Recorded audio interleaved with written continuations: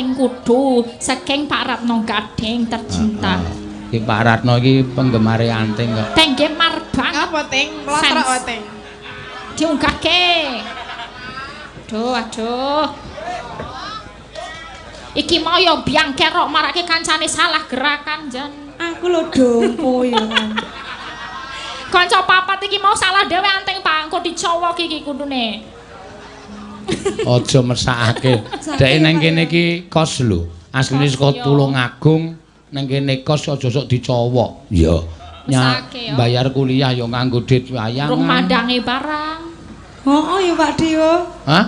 Rung madange barang ya. Madang barang ya ming saka engko nek ditentek melu wayangan.